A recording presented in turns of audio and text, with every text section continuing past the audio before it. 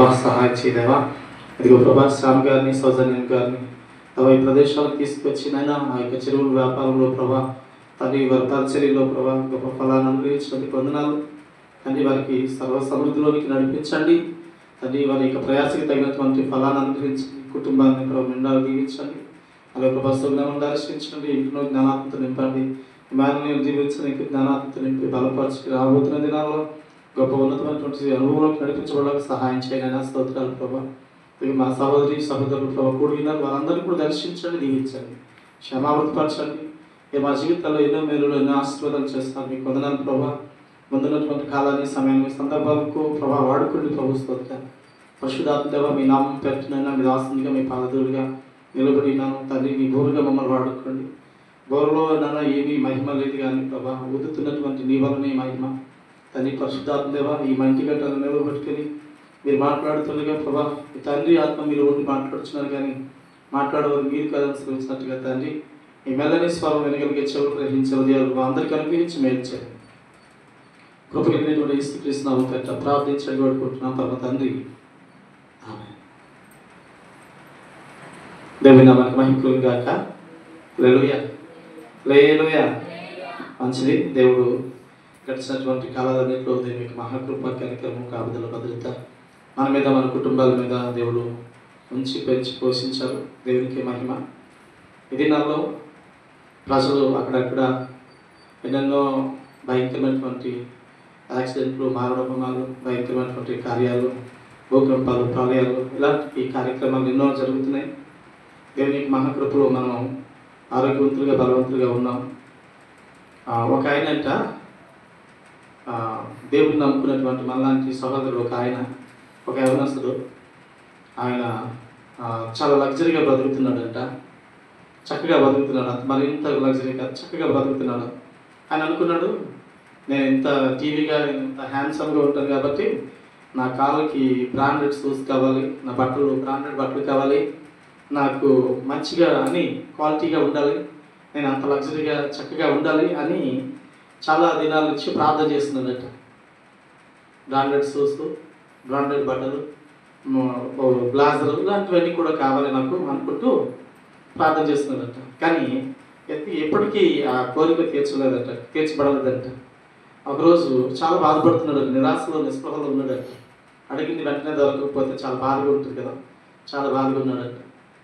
అయితే ఒకరోజు ఒక ఆయన ఒక సెమినార్కి వెళ్ళాడంట. ఆ సెమినార్లో ఒక ఆయనకి కాళ్ళు లేవంట, 2 కాళ్ళు లేవంట. లేని అనేటువంటి ఆయన వచ్చేసి ఆయన ధారాళంగా ప్రార్థన చేస్తూ, ప్రభా నువ్వు నాకు ఇచ్చినటువంటి ఆయుష్ కాలాన్ని బట్టి, నువ్వు నాకు ఇచ్చినటువంటి దేహాన్ని బట్టి, నువ్వు నాకు ఇచ్చినటువంటి స్వరాన్ని బట్టి, నువ్వు నాకు ఇచ్చినటువంటి చేతులను బట్టి, నువ్వు నాకు ఇచ్చినటువంటి కన్నులను బట్టి, నువ్వు నాకు ఇచ్చినటువంటి సమస్త జ్ఞానాన్ని బట్టి నీకు మహిమ, నీకు మహిమ, నీకు మహిమ, నీకు మహిమ అని ప్రార్థన చేస్తుంటుంటే మనోడు హృదయం అప్పుడు ద్రవించిందట. చూస్తే కిందకి కాళ్ళు లేవు, 2 కాళ్ళు లేవు.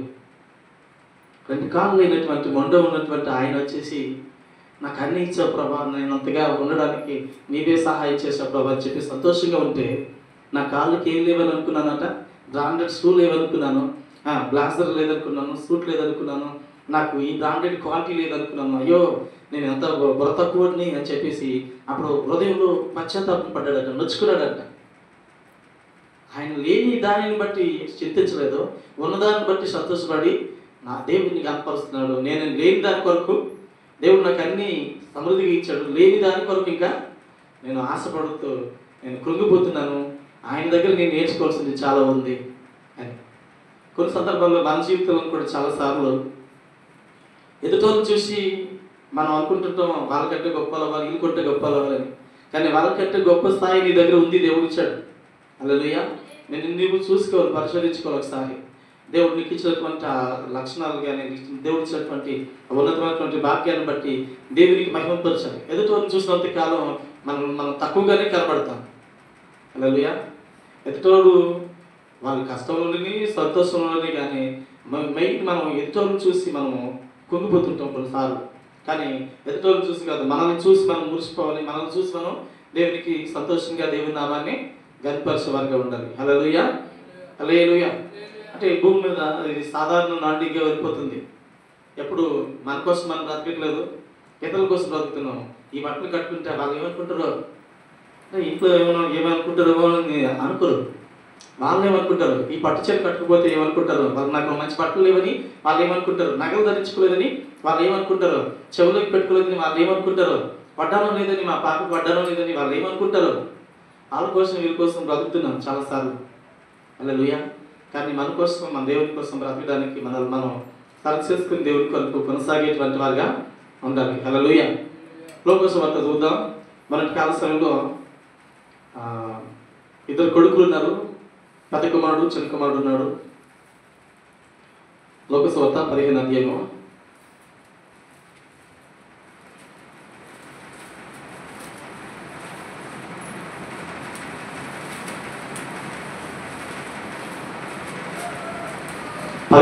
కొంచెం చూసినట్లయితే ఇద్దరు కుమారులు ఉన్నారు. అమ్మా ఒక్కరు ముస్లిం. అక్కడ ఇద్దరు కుమారులు ఉన్నారు. మళ్ళీ మిమ్మల్ని ఒక ప్రశ్న అడుగుతున్నాను. అక్కడ ఇద్దరు కుమారుల కోసం బైబిల్ చదివారా? ఎవరన్నా చదివారు కదా? ఇద్దరు కుమారులను ఎవరు మంచి కుమారుడు? పెద్ద కుమారుడు మంచివాడా, చిన్న కుమారుడు మంచివాడా? మీరు కూడా చెప్పచ్చు దాదాపుగా. చిన్న కుమారుడు అమ్మా, పెద్ద కుమారుడు మంచివాడు. హల్లెలూయా. ఈరండి కాంగ్రెస్ కొట్టేస్తారా, తెలుగుదేశం కొట్టేస్తారా అని అడుగుతున్నట్టు నన్ను. పెద్ద కుమారుడు మంచివాడా, చిన్న కుమారుడు మంచివాడా? అమ్మా, చిన్న కుమారుడు మంచివాడు. హల్లెలూయా.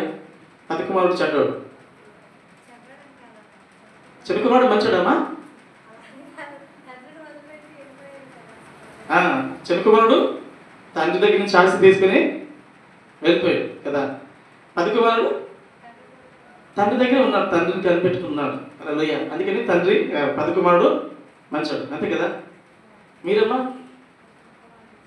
చిన్న కుమారుడు మంచోడా? హల్లెలూయా. పెద్ద కుమారుడు మంచోడు. నీవురా? పెద్ద కుమారుడు మంచోడు. అమ్మా నువ్వురా? దేవురమ్మా పెద్ద కుమారుడేనా? పెద్ద కుమారుడే. పెద్ద కుమారుడమ్మా అంటే నీకేమైనా ఐడియా ఉందా? నీకేనా కథ అసలు చదవలేదు. అయితే ఇద్దరు కుమారులు ఉన్నారు.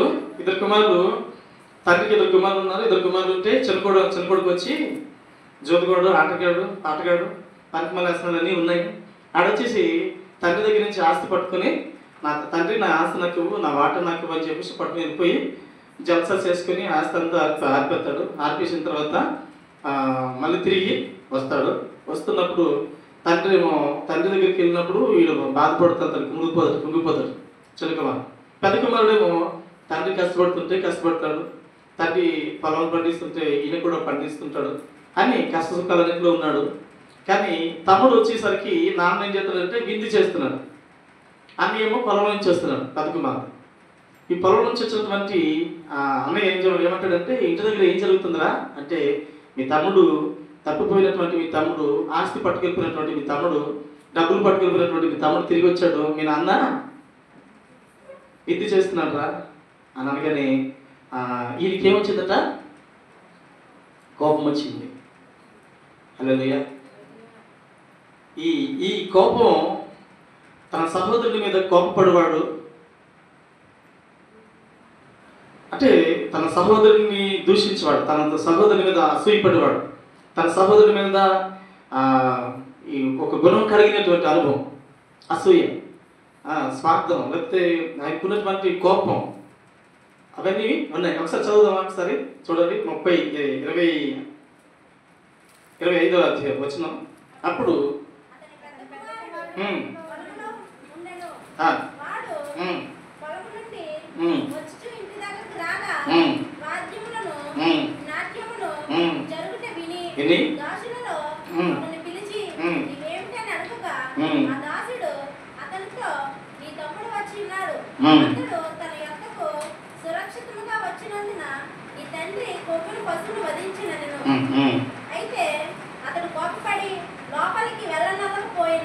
స్తోత్రం.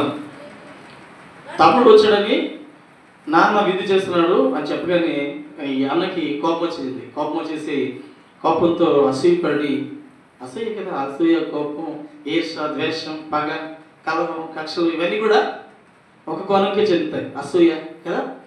ఇది ఎప్పుడైతే వచ్చిందో, ఎందుకు వచ్చింది? పోయినోడు మళ్ళీ ఎందుకు తీసుకొచ్చాడు కదా. పోయినోడిని ఎందుకు తీసుకొచ్చాడు?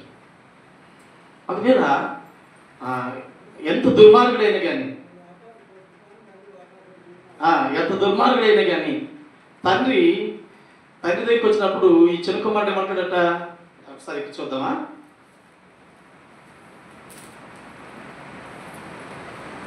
17వ వచనం చదవండి. అయితే బుద్ధి వచ్చినప్పుడు వాడు, నా తండ్రి యొద్ద ఎంతోమంది కూలివాళ్ళకు అన్నము సమృద్ధిగా ఉంది, నేనైతే ఇక్కడ ఆకలికి చచ్చిపోవచ్చున్నాను. నేను లేచి నా తండ్రి యొద్దకు వెళ్ళి, నా తండ్రి, నేను పరలోకమునకును విరోధముగాను నీ ఎదుట పాపం చేసేది, ఇక మీదట నీ కుమారుని అనిపించుటకు యోగ్యులు కాను, నన్ను నీ కూలి వాళ్ళలో ఒకరినిగా పెట్టుకునమని అతనితో చెప్పాను. హల్లెలూయా. ఈయన దగ్గరికి ఏమొచ్చింది? ఈయన చిన్న కుమారుడి దగ్గర ఏమొచ్చింది? లాస్ట్లో పశ్చాత్తాపం వచ్చింది, మారు మనసు వచ్చేసింది. మారు మనసుకి మించిన పశ్చాత్తాపం మించిన ఇంకొకటి లేదు. హల్లెలూయా. ఈయన మారు మనసు పొందాడు చిన్న కుమారుడు. పెద్ద కుమారుడు ఏమయ్యాడు? వేషం పెంచుకున్నాడు. చిన్న కుమారుడేమో ఒకప్పుడు పనికి మారుడే, కానీ మారు మనసు పొందిన తర్వాత, తండ్రి నీ ఎదుట నీ కుమారుడిని అనిపించుకోవడానికి యోగ్యుడిని కాదు, నీ పని వారిలో నేను ఒక కూలివారిగా ఉంటాను అని ఎంత తగ్గింపుకున్నాడు. అంటే మారు మనసు వచ్చింది, పశ్చాత్తాపం వచ్చింది, విధేయత వచ్చింది, లోబడటం వచ్చింది, దీని మనసు వచ్చేసింది. ఇక నుంచి నేను నీ దగ్గర ఇంతకు ముందులాగా నేను గెత్తను, ఇంతకు ముందులాగా నేను ఉండను, ఇప్పుడు నేను కూలి పని వారిలో ఒకరిలాగా ఉంటాను అని చెప్పేసి సాగిలు పడుతున్నాడు తండ్రికి. ఇంతకు ముందు వచ్చినప్పుడు సాగిలు పడతాడా తండ్రి దగ్గరికి? తండ్రికి వెళ్ళి హత్తుకుంటాడు అంతే. కానీ ఇప్పుడు సాగిలు పడుతున్నాడు. సాగిలు పడిపోయి మోకాలు వేసి సాగిలు పడుతున్నాడిని తండ్రి వచ్చి, నా కుమారుడా నీ స్థానం అది కదరా అని చెప్పేసి హత్తుకుని గుండెలు కట్టుకున్నాడు. అంటే ఈయన ఎప్పుడైతే పశ్చాత్తాపడ్డాడో, ఎప్పుడైతే మారు మనసు పొందాడో, ఆ మారు మనసు పొందినోడు యొక్క స్థానం ఇక్కడ ఉంది. ఇప్పుడు తమ్ముడు వచ్చాడని చెప్పేసి ఆయనకి ఉంగరము, చెప్పులు, నెక్స్ట్ వస్త్రాలు, మంచిగా తల సౌలం చేయించి మంచి బట్టలు వేసాడు. ఇవన్నీ చేసిన తర్వాత విందు చేస్తున్నాడు. ఇది చూసినటువంటి అన్నయ్య అప్పటి వరకు మంచోడే. తమ్ముడుకు ఎప్పుడైతే ఇలా చేస్తున్నాడో ఆయనలో ఏమొచ్చేసింది? అసూయ వచ్చేసింది, క్రోధం వచ్చేసింది, కక్ష వచ్చేసింది, పగ వచ్చేసింది, కోపం వచ్చేసింది, అసూయ వచ్చేసింది, స్వార్థం వచ్చేసింది. ఇలాంటి పనికిమాల గుణాలన్నీ వచ్చేసాయి. ఇప్పుడు ఎవరు చెడిపోయినట్టుగా? పెద్దలు చెడిపోయాడు, అంతే కదమ్మా.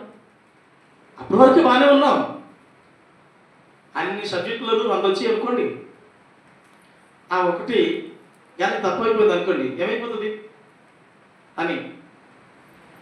ఎన్ని సబ్జెక్టులు ఉన్నాయి? 6 సబ్జెక్టులు 5 100 వచ్చేసాయి.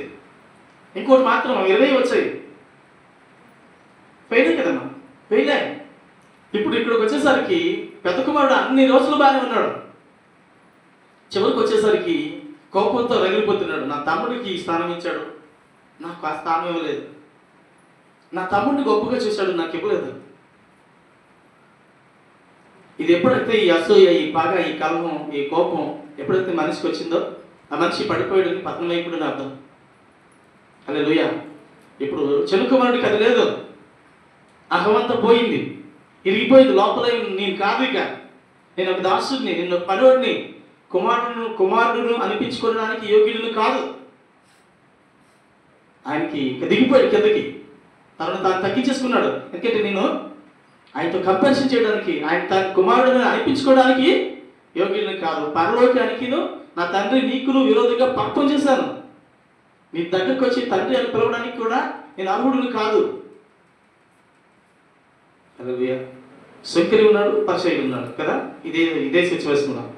శంకరి ఏమంటాడు, పరిచయుడు ఏమంటాడు? చెప్పండి మీరేమో.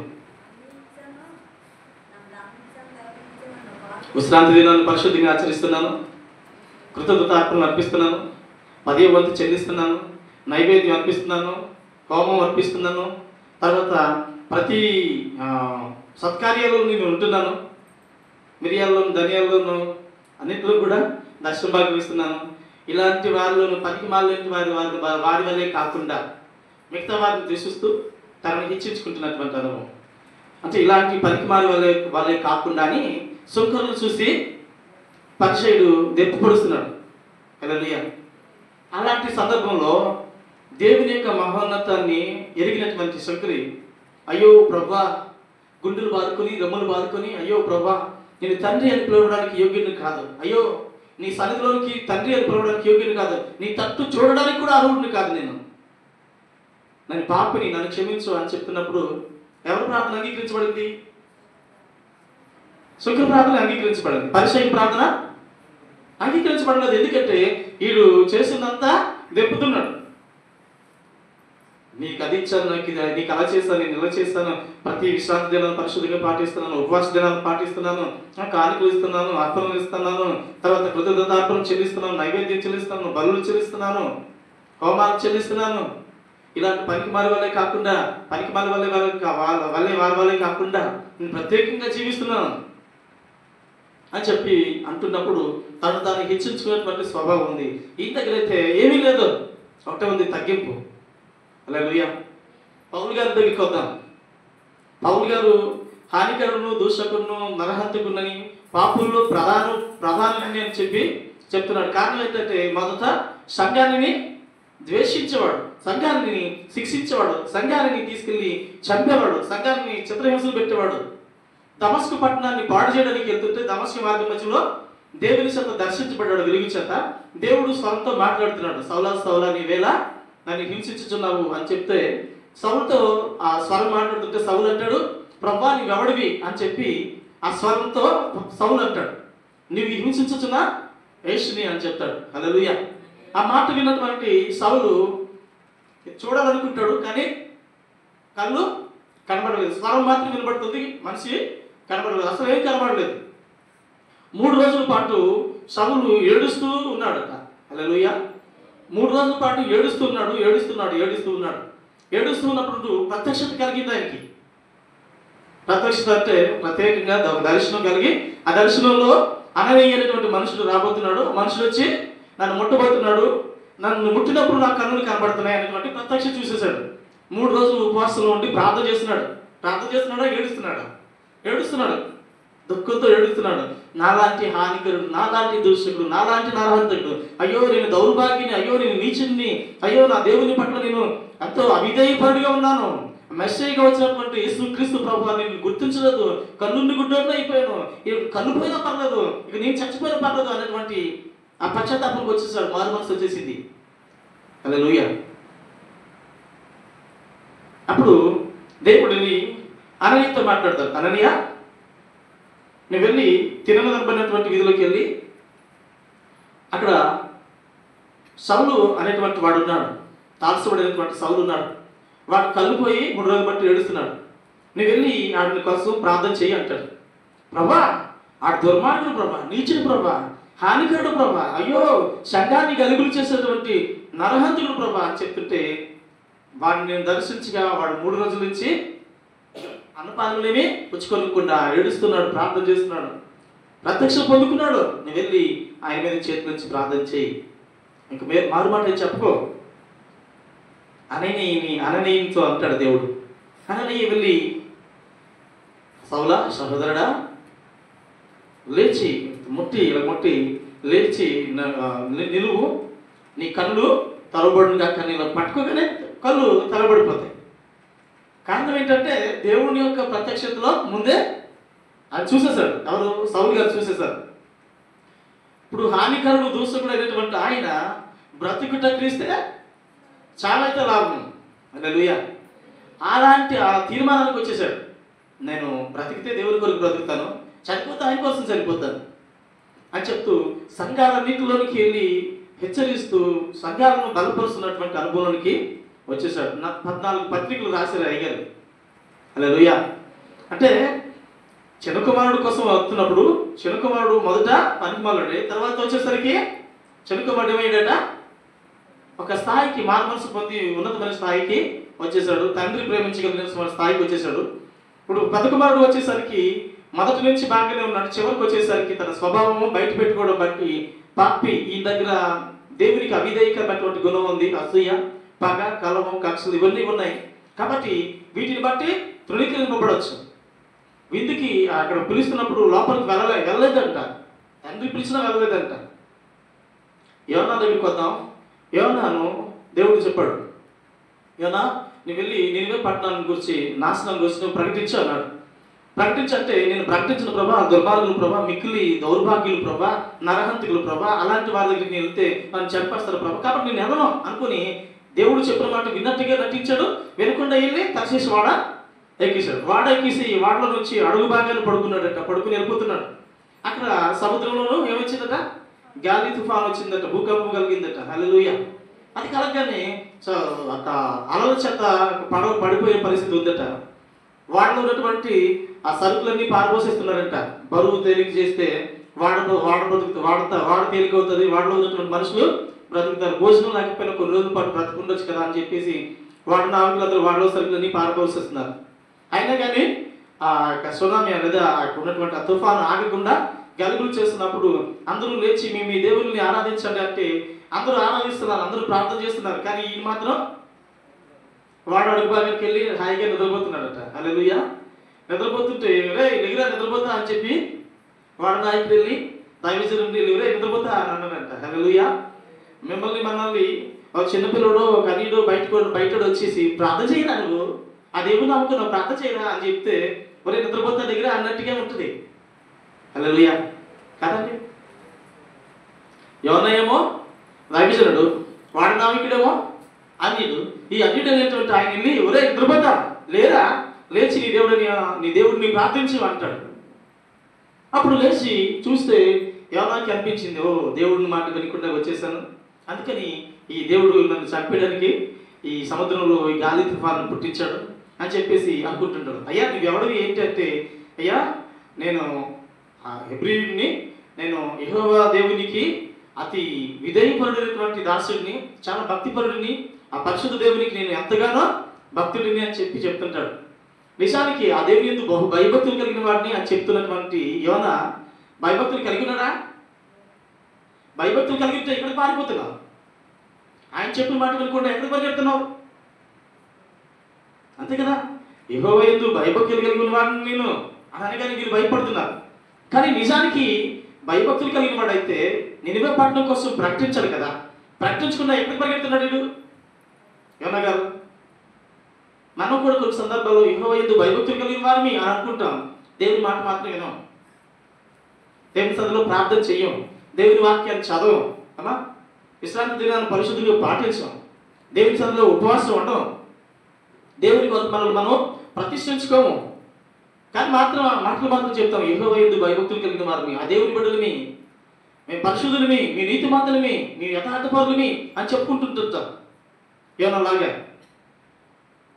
అప్పుడు వాడలో ఉన్నటువంటి వారందరూ చీట్లు వేసుకున్నారు కదా. చీట్లు వేసుకున్నప్పుడు ఆ చీటి వచ్చేసి యోనా మీదకి దేవుడు తేల్చాడు. హల్లెలూయా. మరి నేను ఇందాక చెప్పాను, నేను యెహోవా యందు భయభక్తులు కలిగిన ఆయన చెప్పిన పని చేయకుండా వచ్చేదాన్ని బట్టి నన్ను ఏం చేశాడు దేవుడు? ఇందులో ముంచద్దని నాకు గాలి తుఫాను రప్పించాడు, నన్ను తీసుకుని సముద్రంలో పడేయండి అన్నాడు. హల్లెలూయా. అంటే నన్ను తీసుకుని చంపేయండి, కానీ నేను మాత్రం దేవుని మాట విన్నాను. ఒకవేళ ఆ మాట అనుకుండా నన్ను అర్జెంటుగా ఆ నినివే పట్టణం ఒడ్డున తీసుకెళ్ళండి, దేవుడు ఖచ్చితంగా మీకు సాయం చేస్తాడు. వాడలో ఉన్నటువంటి మీరు అందరూ బ్రతుకుతారు, ఈ తుఫాను కూడా ఈ క్షణమే ఆగిపోద్ది, నేను అక్కడికి వెళ్ళి మీకోసం ప్రకటిస్తాను అని అంటే అది కూడా జరగను. ఆప్షన్ ఉంది, ఆ ఆప్షన్ ఎంచుకోలేదు అయినా. ఎందుకంటే వాళ్ళకి ప్రకటించడం ఎంత మాత్రం ఇష్టం లేదు. ఇది అర్థమవుతుందా? ఆ సువార్త ప్రకటించడానికి ఎంత మాత్రం ఇష్టం లేదు. అందుకని నన్ను తీసుకుని సముద్రంలో అడిగండి, అంతే మీరందరూ బాగుపడతారు అని అన్నాడు. అప్పుడు తీసుకుని మనల్ని అడిగిపోతుంటే అందరికి భయం అనిపించింది. యెహోవా యందు భయభక్తులు కలిగినటువంటి దైవజనుడు ఈయన, ఈ తీసుకుని మనం కనుక సముద్రంలో పడేస్తే ఆ దేవుడు ఊరుకుంటాడు అనాలి అని అనుకుంటారు. కానీ ఈయన అంటాడు, ఏ భయపడకండి, నేను చెప్తాను కదా, మీరు నన్ను అడగండి అని అన్నాడు. అంటేనే అయ్యగారిని తీసుకుని పడేశారు. హల్లెలూయా. పడేసిన తర్వాత దేవుడు ఊరుకుంటాడా? చెప్పా, నేను వెళ్ళి మనవాడు ఉన్నాడు కదా అది మింగే అనగానే వెళ్ళి మింగేసిందట. హల్లెలూయా. ఆ చేప మింగేసింది. ఇదంతా మనకు తెలిసింది కదా. కానీ ఇక్కడ యోనా దేవుని యందు భయభక్తులు కలిగినటువంటి యోనా దైవజనుడు అనేటువంటి పేరు కలిగినటువంటి యోన దేవునికి విధేయపరుడుగా ఉన్నాడు. మారు మనసు పొంది ఒకరోజు ఆ చేప దగ్గర ఏడుస్తున్నాడట. 3 రోజులు ఏడుస్తుంటే 3వ రోజున ఏడుస్తున్నాడు. ఏంటి ప్రభా ఈ ఘోరం, ఏంటి ప్రభా ఈ అగాధ సముద్రంలో ఉన్నాను, నా బ్రతికేంటిగా అయిపోయింది. నా ఏమంటారు కొంతమంది, నా బతుకు బొక్కు పులి నోట్లో, అంటే పళ్ళు లేనటువంటి పులి నోట్లో తలెట్టినట్టు అయిపోయింది. అది కొరకు నేను చావను అలాంటి పరిస్థితి అయిపోయింది. ఇప్పుడు ఏమన్నా చేప కడుపులో ఉండి నేను చంపను, అది చంపలేదు. నా బతుకు అటు కాకుండా ఇటు కాకుండా రెండింటికి చట్టిన రేవట్లాగా నాకు మిగిలిపోయింది. ఏంటి ప్రభా అని చెప్పి ఏడిసి మొదలుపెడుతుంటే దేవుడు మళ్ళీ చేపకి ఆజ్ఞాపించినట్ట. నువ్వు వెళ్ళి ఎక్కడికెక్క నువ్వు నినివే పట్టణం ఒడ్డును కక్కేసే అని చెప్పి, కానీ ఆ చేప వెళ్ళి ఆ వాడరేవుని కక్కేసింది. హల్లెలూయా. అప్పుడు లేచి మనోడు శుభ్రం తాంబం చేసుకుని వెళ్ళి దేవుడు చెప్పినటువంటి మాట ప్రకటించాడు. ఒక రోజంతా నడిచి, హల్లెలూయా, 3 రోజులంతా ప్రయాణం అంతా దూరం కలిగినటువంటి ఆ ఊరిలో ఒక రోజంతా ప్రయాణం చేశాడట. చేసి సువార్త ప్రకటించి కానీ అందరూ మానవలసి పొందుకొని ఉపవాస దినాలు ప్రకటించుకొని నడుముకి ఇది గోలు పట్ట కట్టుకొని అందరూ బూడిదలో కూర్చొని ఏడ్చి ప్రార్థన చేస్తున్నారట. అయ్యో ప్రభా, మా దోషం గొప్పది, మా పాపం గొప్పది, మమ్మల్ని క్షమించి ప్రభా, అపరాధం చేసిన వారిని, పాపం చేసిన వారిని అని చెప్పి ఏడ్చారంట. హల్లెలూయా.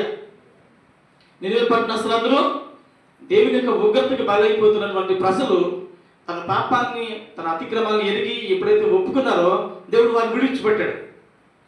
మనోడు యెహోవా యందు భయభక్తులు గల వాడిని అనుకుని ఏం చేశాడంటే అవిధేయపరుడుగా మారిపోయాడు. హల్లెలూయా.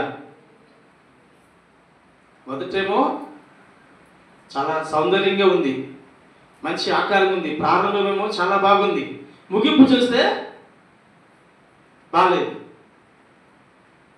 ప్రారంభం కంటే ముగింపు శ్రేష్టమైంది. ఈ చెలుకుమారుడు ముగింపు ఎలా ఉంది? పశ్చాత్తాపంతో మారుమనసు పొందాడు. యోనా ఇప్పుడు నినివే పట్టణం మారుమనసు ఎలాగుంది? చెప్పగానే వినగానే ఉపవాస దినాలను ప్రకటించుకుని గోను పట్ట కట్టేసుకున్నారు. పౌలు గారికి చెప్పగానే ఎలాగుంది? మారుమనసు పొందించుకున్నాడు.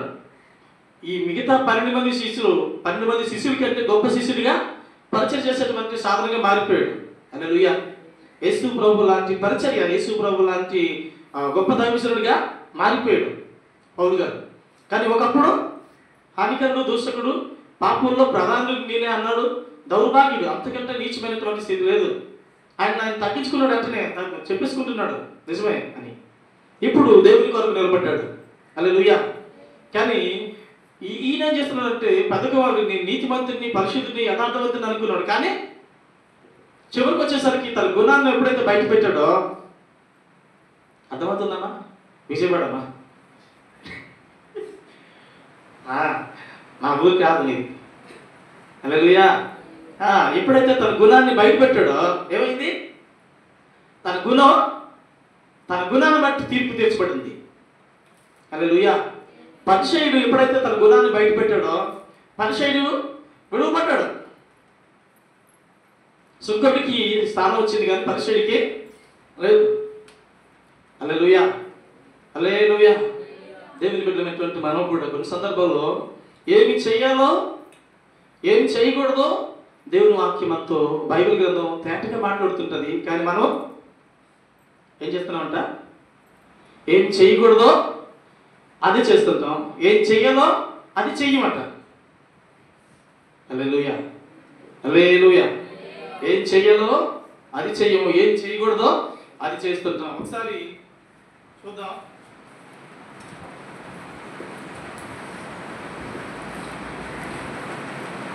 మత్తయి సువార్త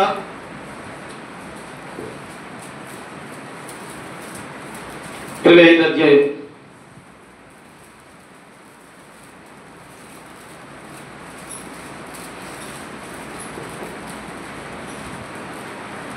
నలభై 1వ వచనం.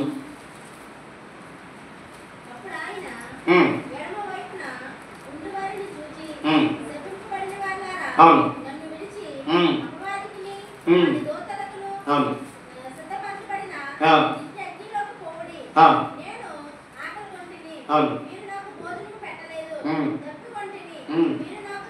దాహమయ్యలేదు, పరదేశిన ఇంటిని మీరు నన్ను చేర్చుకోలేదు, బట్టలు ఇయ్యలేదు, రోగినై సరసాలు ఉంటిని. అవును అవును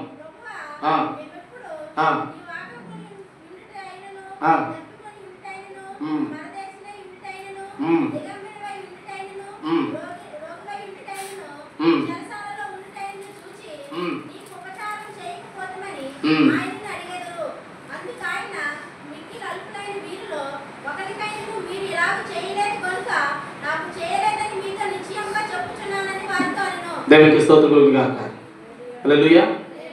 ఇక్కడ యేసు ప్రభువు ఏం చెప్తుందంటే, అందుకు ఇక్కడ ఏమంటారు, ఏదమ్మా 41 కదా, శప్పిపొడిపడిన వారలారా అని చెప్తుంది. ఎందుకని అంటే, నన్ను శప్పిపడిన వారలారా, చదువు ఒకసారి.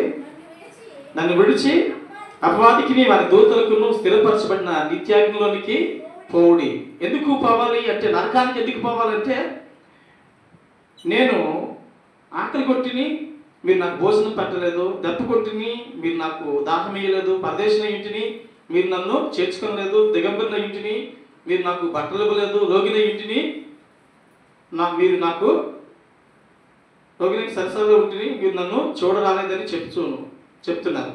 అంటే యేసు ప్రభువు ఎప్పుడు రోగిగా ఉన్నాడు, ఎప్పుడు బట్టలు లేకున్నాడు, ఎప్పుడు దాహంతో ఉన్నాడు, ఎప్పుడు ఆకలితో ఉన్నాడు అంటే ఏమంటున్నాడంటే ఆయన, ఈ మిక్కిలి అల్పులైనటువంటి వీరిలో ఒక్కనికైనను మీరు ఇలాగూ చేయలేదు. హల్లెలూయా. ఈ మిక్కిలి ఈ బీదలైనటువంటి వారి పట్ల మీరు ఎప్పుడు కూడా అలాగే చేయలేదు. బీదలను కనికరించేవాడు యెహోవాకు అప్పించేవాడు. అంటే ఈ బీదల పట్ల నన్ను ప్రేమించిన వారైతే ఈ బీదలను మీరు పట్టించుకోవాలి. ఈ బీదల పట్ల మీరు ఎప్పుడు కూడా మంచి కార్యం ఇప్పుడు చేయలేదు. అంటే చేయవలసినటువంటి మంచి చేయకపోవడం అర్థమవుతుందా? చేయవలసినటువంటి మంచి కార్యాలు చేయకపోవడం పాపం, చేయకూడనటువంటి చెడ్డ పనులు చేసిన పాపమే. హల్లెలూయా. అక్కడ మాట్లాడుతున్నటువంటి సందర్భంలో ఎప్పుడు ప్రభా నువ్వు దిగంబరిగా, ఎప్పుడు ప్రభా నువ్వు రోగంతో ఉన్నావు, ఎప్పుడు ప్రభా నువ్వు ఆకలికున్నావు, ఎప్పుడు ప్రభా నువ్వు దాహంగా ఉన్నావు, ఎప్పుడు ప్రభా పరదేశంగా ఉన్నావు అంటే, ఈ మిక్కులు ఈ బీదలైనటువంటి వారికి మీరు చేయలేదు కనుక మీరు నాకు చేయలేదు. ఎందుకు అనంటే, నేను ఇవాళ నీ పొరుగు వారిని ప్రేమించమన్నారు. ఆ ప్రేమ అనేది నీ దగ్గర ఏమీ కనపడలేదు. నీ దగ్గర ఉంది, పెట్టే సామర్థ్యం ఉంది, ఇతరులకి మేలు చేసేటువంటి సామర్థ్యం ఉంది, ఇతరులకి ఇచ్చేటువంటి సామర్థ్యం ఉంది. కానీ ఇతరులకు మేలు చేయడానికి నువ్వు ఎంత మాత్రం ఇష్టపడలేదు. పెంగిన చేతులు కాకిని కూడా కొట్టలేదు నువ్వు. హల్లెలూయా అని చెప్తున్నాను. అవండి అలాగే ఉన్నారా? అది కూడా పాపమే. అక్కడేమో చిన్నదే కదా అని అంటుంటున్నాం. చిన్న కుమారుడు దగ్గరికి వచ్చేసరికి, పెద్ద కుమారుడు దగ్గరికి వచ్చేసరికి, పెద్ద కుమారుడు చిన్న పాపమే కదా చేశాడు అన్నట్టుంది. చిన్న పాపము పెద్ద పాపమేమి లేదు. పాపంలో రకాలేమి లేదు. చిన్న సైజు పెద్ద సైజు, బట్టల సైజు ఉన్నట్టుగా ఎస్, ఎమ్, ఎల్, ఎక్స్ఎల్, XXL, XXL ఇవి ఉన్నాయి. కానీ అక్కడికి వచ్చేసరికి పాపం దగ్గరికి వచ్చేసరికి పాపానికి సైజులు లేవు. అది చిన్నదైనా కానీ పెద్దదైనా కానీ పాపమే. హల్లెలూయా. ఇక్కడ ఆ పాపం దగ్గరికి వచ్చేసరికి ఈ పాపం ఏంటట, చేయవలసినటువంటి మంచిని చెయ్యకపోవడం కూడా పాపమే. ఇతరులకు మేలు చేయకపోవడం పాపం. చూడండి ఒకసారి కీర్తన గ్రంథంలో నుంచి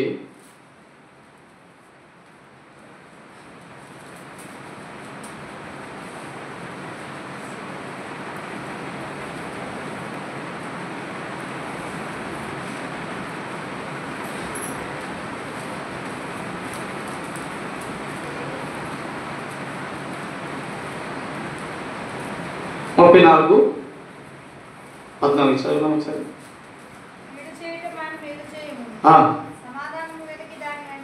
కీడు చేయటం అని మేలు చేయము, సమాధానం వెంటాడి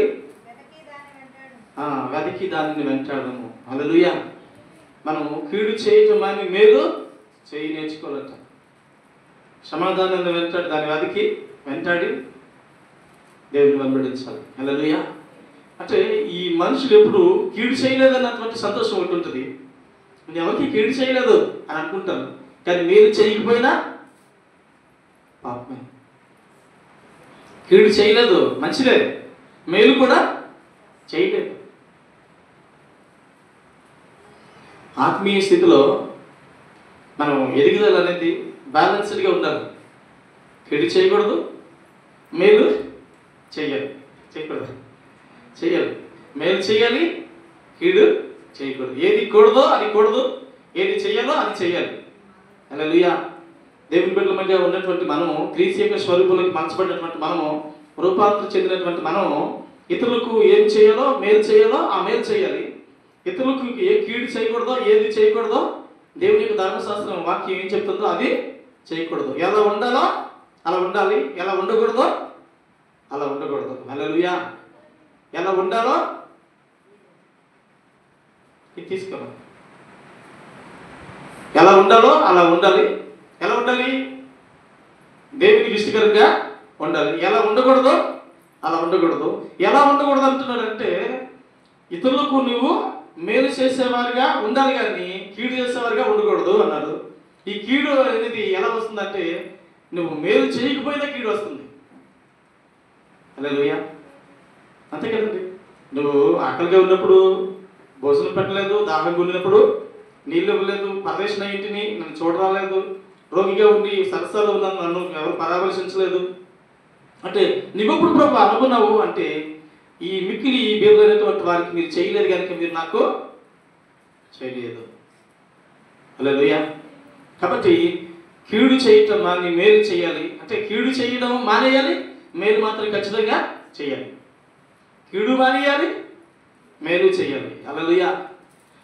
ఒక్క వేయంలోనే ఎదుగుతుంటే, ఒక చెయ్యి బాగా బలంగా పౌష్టికంగా ఎదుగుతుంది అనుకోండి, చక్కగా దీనికి తిరగలేదు. ఒక చెయ్యి మాత్రం ఎక్కడే ఉంటుంది అనుకోండి, ఈయనేమంటారు? సంపూర్ణుడు అంటారా? సంపూర్ణంగా ఉన్నది అంటారా? అంగవైకల్యం ఉందంటారు. అంతే కదండి. ఈ చెయ్యేమో ఇంత ఉంది, బాగా ఉన్నట్టుంది, ఇంత చక్కగా. ఈ చెయ్యి ఎంతే ఉందనుకోండి, అనుకుంటే ఆయన ఏమంటారు? అంగవైకల్యం అంటారు, పరిపూర్ణుడు అంటారు. ఇప్పుడు మనం పరిపూర్ణంగా ఉండాలంటే కీడు చేయకూడదు, మేలు చేయాలి. హల్లెలూయా. రెండింటిలోనూ కూడా చక్కని బ్యాలెన్స్డ్గా ఉండాలి, సమతుల్యత ఉండాలి. దేవుడు ఏదైతే బోధిస్తున్నారో దానిని ఖచ్చితంగా చేసేవారిగా ఉండాలి. హల్లెలూయా. అక్కడ చేయవలసినటువంటి మంచిని చేయకపోవడం పాపం. దాన్ని బట్టి దేవుడు అంటాడు, వీళ్ళు దేనికి సంబంధించిన వారట? చదువుదామా?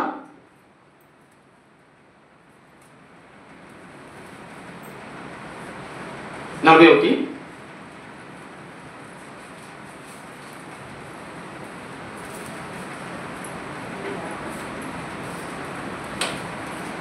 అప్పుడు ఆయన ఎడమవైపు చూసి ఉండి వారిని చూచి, శపింపబడిన వారులారా, నన్ను విడిచి అపవాదికిని వారి దూతలకును సిద్ధపరచబడినటువంటి నిత్య అగ్నిలోనికి పోవుడి. ఎవరి కోసం మాట్లాడుతున్నారట వెళ్ళి?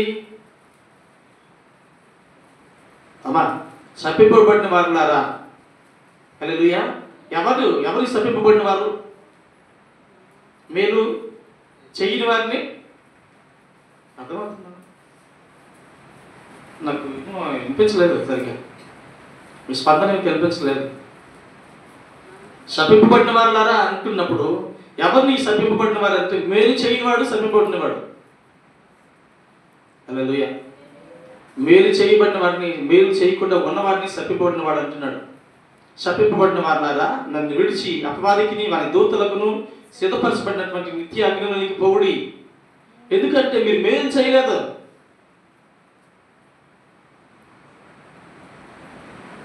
మనమంట చేయవలసినవి చేయకుండా ఉన్నాం, చేయకూడనివి చేస్తూ ఉన్నాం. దాన్ని బట్టి మన దేవునికి దూరం అయిపోతున్నాం. హల్లెలూయా. లాజరు, దరిద్రుడైన లాజరు ఉన్నాడు, ధనవంతుడైనటువంటి ఆయన ఉన్నాడు. ధనవంతుడు ఉన్నాడు కదండి. ధనవంతుడు ఉన్నాడు, దరిద్రుడు ఉన్నాడు. దరిద్రుడు లాజరు ఉన్నాడు. వీరిద్దరు, దరిద్రుడు భూమి మీద బతికినంత కాలం చాలా కష్టాలతో, శ్రమలతోనూ, బాధతోనూ, దుఃఖంతోనూ బాగా వేతన పడ్డాడు. ధనవంతుడేమో చాలా సంతోషంగా ఉన్నంత కాలం రాజయోగంగా బ్రతికాడు. ఒకరోజు ఎప్పుడు కూడా ధనవంతుడు యొక్క భోజనం బల దగ్గరికి వెళ్ళి లాజరు భోజనం దగ్గరికి వెళ్ళినప్పుడు భోజనం మొక్కలు ఏరుకున్నప్పుడు లేదా అలాంటి పరిస్థితి వచ్చినప్పుడు ఆ టైంలో రాలిపోతున్న మొక్కలు ఏరుకుని తినేవాడు అంటారు. ఎవరు? లాజరు. దరిద్రుడైన లాజరు వెళ్ళి మొక్కలు ఏరుకుని తినేవాడు. అప్పుడు ఈ మొక్కలు పడిపోయినటువంటి మొక్కలు కుక్కలు కూడా ఏరుకొని తింటాయి కదండి. మన దగ్గర పొరపాటున దుమ్ము కింద పడింది అనుకోండి, కుక్క వచ్చి పట్టుకెళ్ళిపోతాయి. లేదా అన్నం కొంచెం పడింది అనుకోండి, ఆటోమేటిక్గా వచ్చి పట్టుకెళ్ళిపోతుంటారు. అలాగా కుక్కలు కూడా యజమానుడి దగ్గర కుక్కలు ఉంటాయి. కుక్కలు కూడా వచ్చి వాటిని తినడానికి వస్తుంటాయి. ఆటలతో పాటు లాజరు కూడా ఏదో ఉంటాడు. అలాంటప్పుడు లాజరేమో పడిపోయిన రొట్టె ముక్కను తీసుకుని ఉంటే ఈలోగా కుక్క వచ్చి ఏం చేస్తుందంటే లాజర్కి పుండ్లు ఉండేవి కదా, కురుపులు ఉండేవి కదా, ఈ కురుపులు వచ్చి నాకేయట. కుక్క నోరు నాలుగు ఎలాంటిదంటే బ్లేడ్ లాగా ఉంటుందట. ఇలా లాగితే అది లోపల ఉన్నటువంటి పశ అంతా బయటకు వస్తుందట. అదేమంటారు, గాయం మీద వేస్తుంది పరాక్సైడ్ గాయం మీద వేస్తే అది లోపల ఉన్నటువంటి మురికిని సైతం లాగుతుంది పైకి. అనగా ఈ కుక్క నాలుగేళ్ళగా గాయానికి తగిలించి లాగితే అందులో ఉన్నటువంటి జలధారలు లోపల వచ్చిన రక్తధారులన్నింటినీ లాక్కుంటుందట. అంత బ్లేడ్ లాగా లాక్కుంటుందట. అప్పుడు ఈ కుక్కలు నాకినటువంటి ఆ గాయానికి గొప్ప బాధ ఉంటుంది. అంటే ఆ కుక్కను కూడా ధనవంతుడి యొక్క కుక్కను కూడా కట్టలేదంట. హల్లెలూయా. అమ్మా వినపడుతుందా? ఎండకి వినపడలేదు. హల్లెలూయా, హల్లెలూయా, హల్లెలూయా. స్తుతి మహిమ ఎల్లప్పుడు దేవునికి చెదము.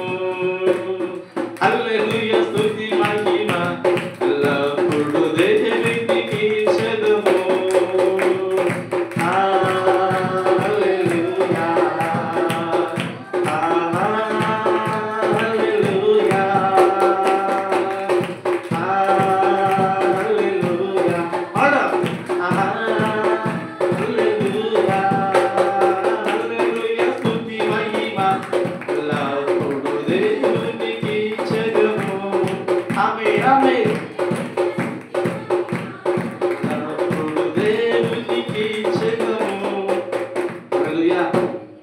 దేవుని కోసం 10 నిమిషాలు ఎండలో ఉండకపోతే అరే దేవుని మాట వినకపోతే నరకానికి పోతాం. హల్లెలూయా. అదే కదండి. కాబట్టి కొద్దిసేపు ఎండైనా ఓపిక తెచ్చుకొని ఉండండి.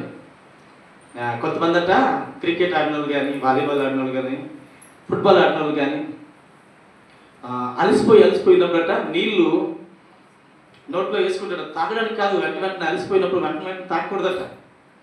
వేసుకొని నీళ్ళు వేసుకొని మళ్ళీ ఊసేస్తాడట బయటికి. జస్ట్ ఆ తేమ మాత్రం మింగుతాడట. నీళ్ళు గుడగొడ బొక్కలో వేసుకుంటాడట, బొక్క నిండా వేసుకుంటాడట. కానీ నీళ్లు ఉమ్మేస్తాడట బయటికి. ఆ తేమ ఉన్నది కొంచెం లైట్గా మింగుతాడట అంతే. ఈ బ్రెయిన్ అనుకుంటుందట మా ఓడు నీళ్ళు తీసుకున్నాడు ఇంకా యాక్టివ్ అయిపోవాలనుకుని అది యాక్టివ్ అయిపోతుందట. ఒకవేళ నీళ్ళు తీసుకుంటే ఆ పరిగెత్తుతున్నప్పుడు కానీ, ఆడుతున్నప్పుడు కానీ, అలసిపోయినప్పుడు ఈ ఈ పెయిన్ వచ్చేస్తుందట, కడుపులో నొప్పి వస్తుందట. అందుకని అది ఎవరో తీసుకోరట వెంటనే. అలాగా మనం యాక్టివేట్ చేసుకోవాలి. హల్లెలూయా. మన బాడీని సిద్ధపరచుకోవాలి. నిద్రపోతున్నాం అనుకో, తెరపాడుగా, దరిద్రుడా, ఒక పనికి మనోడా అని చెప్పి మనది మనం అని చేయాలి, చెప్పుకోవాలట. ఇలాంటి చెత్త బతుకు ఎప్పుడు మారదలేదు ఇది అని చెప్పి మనల్ని మనం గాయపరచుకోవాలట. కొన్నిసార్లు అన్న వాళ్ళ దగ్గర రాజుగారు ఆయన ఉన్నాడు. ఆయన ఒక రాజుగారు ఏమో ఎవరున్నారో తెలియదు కదా. ఆ రాజు ఏమో అంటాడు, బాబు మాస్టర్ గారు నేను డ్రైవింగ్కి వెళ్ళినప్పుడు నిద్ర వచ్చేసేదండి. పక్కన నిద్రపోతుంటే నేను క్లీనర్గా ఉన్నాను. మా డ్రైవరు డ్రైవింగ్ చేస్తుంటే నేను పడుకున్నాను అనుకో, ఆడొచ్చేసి సిగరెట్ ఎర్రకి పీల్చేసి ఎర్రగా ఉన్నదాంతో నేను నోతోడు సొరకెట్టి చూడు. అందుకని ఆ భయానికి పడుకున్నాడు కాదు. ఒకవేళ నిద్ర వచ్చిందనుకో, ఈ మంచోడు కాదు కాబట్టి, ఈ డ్రైవర్ మంచోడు కాదు కాబట్టి అక్కడ మేము వండుకోవడానికి పచ్చిమిరకాయలు ఉంది. ఆ పచ్చిమిరకాయలు చీరేసి గట్టిగా రాసేసుకుంటుందండి. ఆ మంటకి మరి నీకు నిద్రగిద్రా ఉండేది కాదండి అన్నాడు. హల్లెలూయా. అలాగా మనల్ని మనం ఏం చేయాలట? మీ దరిద్రం నుంచి మన దరిద్రం పోవాలంటే నిద్ర మనిషికోవాలి కాబట్టి మనల్ని మనం రీఛార్జ్ చేసుకోవాలి కాబట్టి గాయపరచుకోవాలట. హల్లెలూయా. కాబట్టి మేలు ఇక్కడ దేవుడు వాక్యం చెల్లిస్తుందిగా చెప్తుంది, శపింపబడిన వారులారా, మీరు నరకానికి అప్పగింపబడిన వారులారా అని చెప్తున్నారు. కారణం ఏంటంటే మేలు చేయలేదు. అక్కడ ఈ ధనవంతుడి దగ్గరికి వచ్చేసరికి ఈ ధనవంతుడు ఏం చేస్తున్నాడంటే భోగభాగ్యాలతో సుఖ సౌఖ్యాలతో ఉండడం తప్పు కాదు. ఇతరులకి మేలు చేయలేనటువంటి గుణాన్ని బట్టి నరకానికి పోయాడు. అంతే కదండి. ధనవంతుడు తప్పు చేసినటువంటి తప్పేం కనబడలేదు.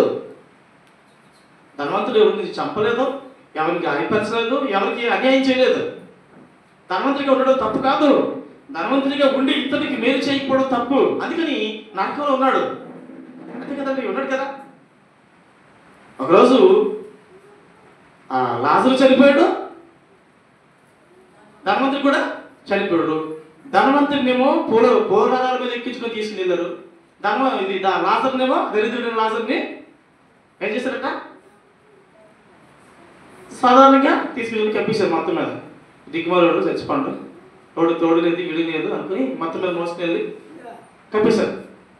కానీ పరలోక మందు చూసినప్పుడు ధనవంతుడేమో అగ్ని ఆరదు, పురుగు చావదటువంటి అగ్నిలో భయంకరమైనటువంటి కొలువును కాలుతున్నాడు. ఇక్కడ లాజరు ఏం చేస్తున్నాడు, దరిద్రుడైన లాజరు ఎక్కడ ఉన్నాడట, తండ్రి అయిన అబ్రహాము రోమున ఆనుకున్నాడట. హల్లెలూయా.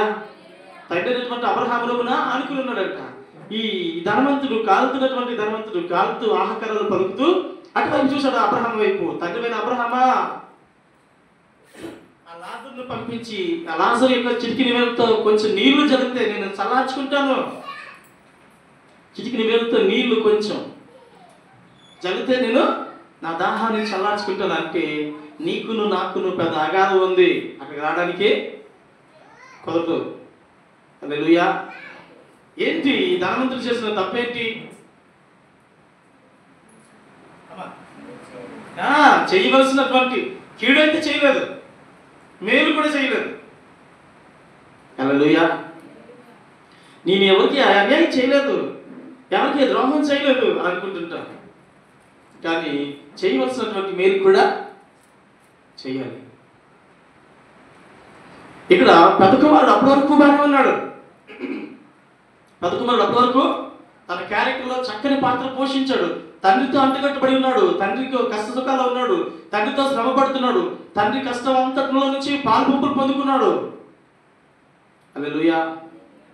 తండ్రి వ్యవసాయం అంతటిని సాగు చేస్తున్నాడు, తండ్రి యొక్క భూమి అంతటిని దున్నుతున్నాడు, కష్టపడుతున్నాడు, చెమటలుస్తున్నాడు. కానీ ఆ చివరిలోకి వచ్చేసరికి తన విశ్వరూపం బయటికి వచ్చేసింది. అప్పటి వరకు కప్పుకుని ఉన్నాడు, అప్పటి వరకు లోపల దాచబడి ఉంది.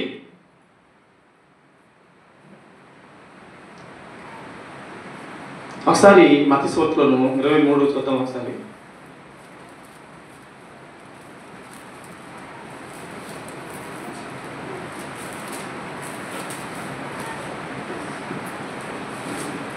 అప్పుడు యేసు జన సమూహములతో తన శిష్యులతో ఇట్లనెను, శాస్త్రులను పరిసయ్యులను మోషే పీఠం ముందు కూర్చుండు వారు కనుక వారు మీతో చెప్పు వాటినన్నింటినీ అనుసరించి గైకొనుడి.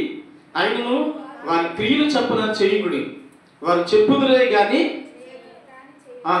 చేయరు. మోయ సఖ్యము గాని భారమైనటువంటి బరువులు కట్టి మనుషుల భుజం మీద వారు పెట్టుదురు గాని తమ వేలితోనైనను వాటిని కదిలింపనవరు. మనుషులకు కనబడి నిమిత్తము తమ పనులన్నీ చేయుదురు. తమ రక్షారేఖలను వెడల్పుగాను తమ చెంగులు పెద్దలుగాను చేయుదురు.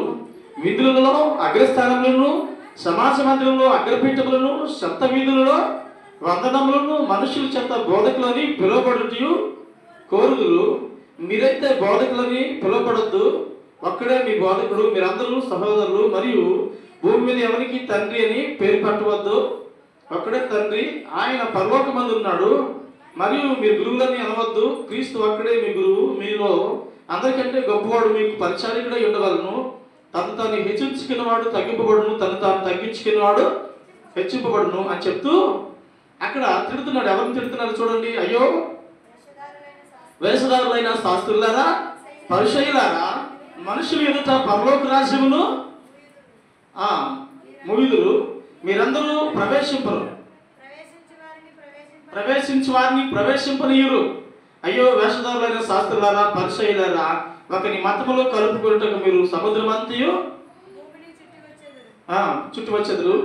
అతను కలిసినప్పుడు మీకంటే రెండంతలో నరకపాత్రులుగా చేయుదురు. అయ్యో అందులైన మార్గదర్శకులారా,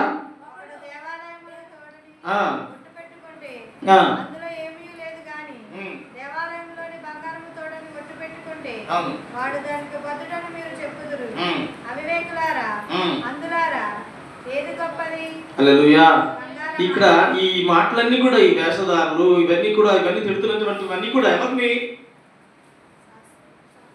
ధర్మశాస్త్ర ఉపదేశకుల్ని, పరిచర్యల్ని, పరిచర్య చేస్తున్నటువంటి వాడు, మత నాయకులు, యాజకులు, పెద్దలు, వీళ్ళు చెప్తారంట కానీ చెయ్యరు.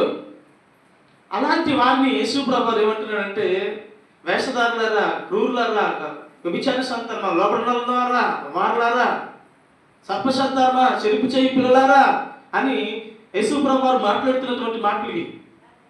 ఎవరిని? యూదులు మత పెద్దలు.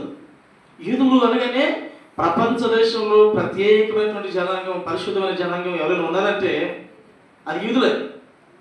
జ్ఞానవంతులు ఎవరైనా ఉన్నారంటే అది యూదులే.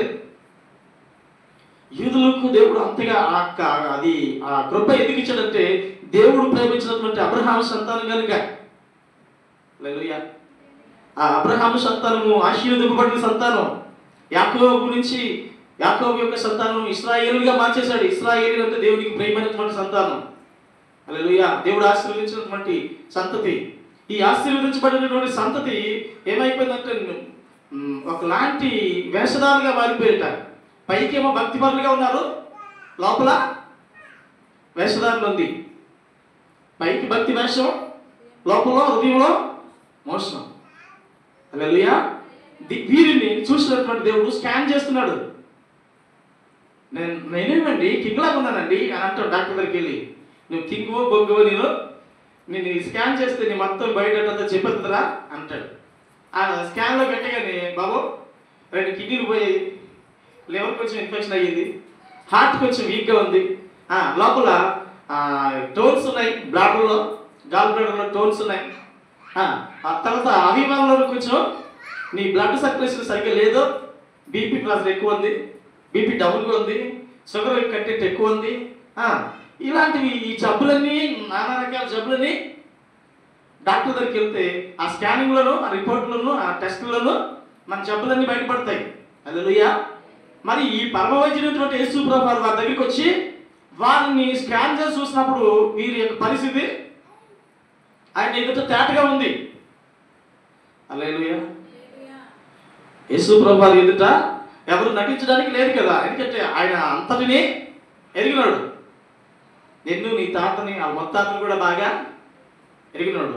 నీ లోపల అంతరంగంలో ఆలోచనలు పుట్టక ముందు నిన్ను ఎరిగినవాడు ఆయన. తల్లి గర్భంలో భిన్నగా రూపపడక ముందు నిన్ను ఎరిగినవాడు ఆయన. కాబట్టి ఆయన ఎదుటి వచ్చేసి మనం ఏమంటారు, మంచి పద్ధతిలో ఉన్నామని చూపిస్తే లోపల ఉన్న పద్ధతి ఆయన బాగా తెలుస్తుంది. హల్లెలూయా. కాబట్టి ఆ స్థితిని చూసినటువంటి దేవుడు అక్కడ ఉన్నటువంటి ప్రశ్నలు అంటాడు, అయ్యో వేషధారులారా, అయ్యో సర్పసంతానమా, అయ్యో చెరుపు చేయి పిల్లలారా, అయ్యో అందులారా, అయ్యో మార్గదర్శకులారా, అందులైన మార్గదర్శకులారా. తర్వాత ఇక్కడ చూడండి 23వ వచనం, అయ్యో వేషధారులైనటువంటి శాస్త్రులారా, పరిసయ్యులారా, మీరు పుదీలను, సోపులను, జీలకర్రలను 10వ వంతు చెల్లించి ధర్మశాస్త్రంలో ప్రధానమైన విషయంలో అనగా న్యాయము, కనికరము, విశ్వాసమును విడిచిపెట్టుదురి. వాటిని మానకుండా ఉండాలి, వీటిని చేయాల్సి ఉండాలి, కానీ వాటిని మానేశారు మీరు. ధర్మశాస్త్రంలో ఏది చేయకూడదో అది చేయకుండా ఉన్నారు, కానీ ఏది చేయాలో అది చేయడం మర్చిపోయారు మీరు. హల్లెలూయా. హల్లెలూయా. ఏది చేయాలో అది చేయలేదు మీరు. ఏది చేయకూడదో అది చేస్తున్నారు మీరు. ధర్మశాస్త్రం మీతో మాట్లాడుతున్నట్టుగా ధర్మశాస్త్రం ఉన్నటువంటి వాటిని ఏది చేయొద్దన్నది అవి చేయలేదు, ఏవి చేయాలన్నది అవి చేయలేదు మీరు. ఎవరితో మాట్లాడుతున్నాడు? అక్కడ ఉన్నటువంటి వేషధారులైనటువంటి శాస్త్రులతోనూ, పరిచయులతోనూ, లేదా అక్కడ ఉన్నటువంటి ఆ పెద్దలతోనూ, మత గ్రంథకర్తలతోనూ దేవుడు యేసు ప్రభువు మాట్లాడుతున్నాడు. హల్లెలూయా. ఈరోజు దేవుడు మనతో మాట్లాడుతున్నాడు. ఏమని? పెద్ద కుమారుడులాగా ఉండిపోగండి. పెద్ద కుమారుడు బయటికి చాలా చక్కగా ఉన్నాడు, చాలా గుణవంతుడిగా ఉన్నాడు, తండ్రి కష్టం అంతటిని పంచుకుంటున్నాడు. కానీ ఒక దినాన్న తన గుణం బయటపడింది. పెద్ద కుమారుడు గొడవపడ్డాడు. పెద్ద కుమారుడు తండ్రిని తృణీకరించినటువంటి అనుభవంలోకి వెళ్ళిపోయాడు. హల్లెలూయా. ఈరోజు దినాన్న దేవుని యొక్క మాటలు వింటున్నటువంటి మనం దేవుని యొక్క సందులో తండ్రి యొక్క పాద సందుకు వచ్చినటువంటి మనం ఏమై ఉన్నాం? మనం ఎలా ఉండాలి, ఎలా ఉండకూడదు, ఎలా ఉండాలని బైబిల్ గ్రంథం సెలవిస్తుంది, ఎలా ఉండకూడదని కూడా బైబిల్ గ్రంథం సెలవిస్తుంది. ఏది చెయ్యాలో అది చెయ్యాలి, ఏది చేయకూడదో అది చేయకూడదు. కానీ చేయవలసినటువంటి మంచిని మనం చేయటం లేకపోవడం బట్టి అక్కడ సప్పింపబడిన వారి ద్వారా నరకాన్ని, నిత్య నరకాగిరికి అప్పగించబడినటువంటి అనుభవంలోనికి వారు వెళ్ళిపోయారు. కారణం ఏంటంటే వారు ఈ మిక్కిలి ఈ పేదలైన వారికి ఎవరికి కూడా మేలు చేయలేదు. నిన్ను వల్ల నీ పొరుగు వారిని ప్రేమించలేదు. హల్లెలూయా. ధర్మశాస్త్ర పండితులైనటువంటి ఉపదేశకులైనటువంటి వారిని, శాస్త్రులైనటువంటి వారిని, పరిచయులైనటువంటి వారిని దేవుడు అంటున్నాడు, అయ్యో వేషధారులైన శాస్త్రులారా. అయ్యో అనే పదం ఎంత గౌరవమైందో తెలుసా? నీ నీ నీ నీ గతి వారలైనటువంటి భయంకరమైనది. అయ్యో అయ్యో భయంకరమైనటువంటి అనుభవంలో ఉన్నావు అని చెప్తున్నాడు. అయ్యో అనేటువంటి పదం భయంకరమైనది. హల్లెలూయా. అయ్యో అయ్యో అంత పని చెడిపోయిందా? అది ఓకే. అయ్యో అది గొప్ప భయంకరమైంది.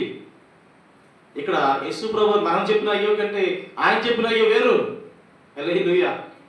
అయ్యో వేషధారులైనటువంటి శాస్త్రులారా, పరిచయులారా, మీరు పుదీనలను, సోపులను, జీలకర్రలను 10వ వంతు చెల్లించి ధర్మశాస్త్రంలో ప్రధానమైనటువంటి విషయాలను అనగా న్యాయమును, కనికరమును, విశ్వాసమును విడిచిపెట్టుదురి. వాటిని మానక వీటిని చేయవలసి ఇందును. వాటిని మానకుండా వీటిని చేయాలి, కానీ అట్లనేమి చేయలేదు మీరు. అందులైన మార్గదర్శకులారా, దోమ లేకుండా ఒడిగట్టినట్టు ఒంటిని మింగువారు మీరే. హల్లెలూయా. 25వ వచనం చదవండి. అయ్యో వేషధారులైన శాస్త్రులారా, పరిచయులారా, మీరు గిన్నెయు పల్లెమును వెలుపల శుద్ధి చేయుదురు కానీ అవి లోపల దోపుతోను అజితేంద్రియత్వముతోను నిండి ఉన్నవి. గుడ్డి పరిచయుడా, గుడ్డి పరిచయుడా, గిన్నెను పల్లెమును వెలుపల శుద్ధి యొగినట్లుగా ముందు వాటి లోపల శుద్ధి చెయ్యము. హల్లెలూయా. ఆ శాస్త్రులకి, పరిచయులకి ఏం చెప్తున్నాడంట? అరే బయట గిన్నెలు బయట కడగడం కదా, లోపల కడగాలి. కొన్ని సందర్భాల్లోనూ పిల్లలకి అప్పుడప్పుడే తెలిసిన పిల్లలు కాబట్టి, అమ్మా గిన్నెలు బాగా కడిగామా అంటే హనీని కడగమన్నారు అనుకోండి. బయట మా అమ్మ చూసేసరికి ఈ ఏముండదు, మసి ఉంటుంది కదా, కొండ మసి లాంటి ఆ మసి అంతా వదిలేయాలని చెప్పి నీట్గా కడుగుతారు. లోపల ఏం కనపడదు కదా అనుకుని లోపల వదిలేస్తారు. మెయిన్ కడగవలసింది దేన్ని? బాగా లోపలే కడగాలి. ఒక ఆవిడ గిన్నెలు కడిగిందండి బాగానే, ఒక పెద్ద ఆవిడ. మేము వెళ్ళాము, ఒక పెద్ద ఆవిడ మన విశ్వాసి బాగా కడిగింది, కొండలో బాగా కడిగింది. పాపం పెద్ద వయసులో ఉన్నటువంటి ఆవిడ కాబట్టి అంత బాగా కడిగింది, కానీ లోపల కడిగింది. కాకపోతే కడిగినటువంటి దోమనప్పుడు గడ్డి ఉండిపోతుంది కదా, గడ్డితో దోమేవారు, ఎండి గడ్డితో దోమేవారు. ఆ గడ్డి పరకు కొంచెం ఉండిపోయి అప్పుడు అందులోనూ మటన్ వండింది. హల్లెలూయా. మటన్ వండితే మటన్ కమ్మగా ఉంది, వేసుకుని తిన్నాం. ఆ మటన్తో పాటు ఎండుగడ్డి కూడా వచ్చింది. హల్లెలూయా. అప్పుడు ఆ ఎండుగడ్డి ఎందుకు వచ్చిందని మనకు ఒక ఐడియా ఉంది. ఎందుకంటే ఈ మా అమ్మ బయట గడ్డి పరకెట్టేసి సర్ఫ్ పెట్టేసి తోమింది. అదే టైంలోనూ లోపల కూడా తోమింది. తోమినప్పుడు గడ్డి పరకు కడిగింది, కానీ గడ్డి పరకులో ఉండిపోయి గడ్డి పరకుతో కూడా ఏమాత్రం మురికి కూడా ఉండిపోయి ఉంటుంది. ఉంటుందా? ఉంటుంది. అప్పుడు ఎంపిక తినగలనా? ఎవరైనా తినలేను. ఒకవేళ తింటే ఖచ్చితంగా ఏదో జబ్బు తింటే భయం, అయితే ఏం జరుగుతుందేమో భయం. ఎందుకంటే లోపల క్లీనింగ్ లేదు. ఇక్కడ ఈ సందర్భంలో కూడా యేసు ప్రభువు చెప్తున్నాడు, లోపల బయట దొంగతున్నటువంటి వారులారా, వేషధారులారా, పరిసయ్యులారా. ఏమంటాడంటే చదవండి ఒకసారి 25. అయ్యో వేషధారులైన శాస్త్రులారా, పరిసయ్యులారా, మీరు గిన్నెయు పల్లెమును వెలుపల శుద్ధి చేయుదురు కానీ అవి లోపల దోపుతోనూ అజితేంద్రియత్వముతోనూ నిండి ఉన్నవి. హల్లెలూయా. లోపల లోపల కదా తోమాలి మీరు. వినపడుతుందా? మనం ఎక్కడ తోమాలి మరి? అంతరంగమును పరిశీలించు యేసయ్యా, స్థిర మనస్సుతో నీ దారిలో సాగ నిమ్మయ్యా.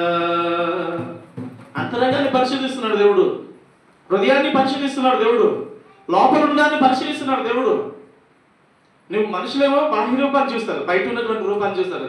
ఎంత చక్కగున్నాడు, ఎంత అందంగా ఉన్నాడు, ఎంత పొడుగున్నాడు, ఎంత తెల్లగున్నాడు అని. ఆయన అంతరంగాన్ని పరిశీలించే దేవుడు. హల్లెలూయా. ఆయన ఎదుట ఆయన చూసే విధానం వేరు. యెషయా ప్రవక్త అంటాడు, అంతకుముందు అందరిని చూసి అయ్యయ్యో చెప్పాడట, ప్రజలను చూసి అయ్యో చెప్పాడు. ఆయన్ను దర్శించిన తర్వాత ఆయన కోసం మాట్లాడుకోవడం మొదలెట్టాడు. అయ్యో నేను అపవిత్రమైన పెదవులు గలవాడును, అపవిత్రమైనటువంటి ప్రజల మధ్యలో నివసించుతున్నాను, అయ్యో నేను నశించుతుంది. అంతవరకు తన అంతరంగము ఎప్పుడు ఏం చెప్తుందంటే స్వనీతితో ఉన్నాడు. నేను నీతిమంతుడినే, నేను పరిశుద్ధుడినే, వాడు మాత్రమే పాపి.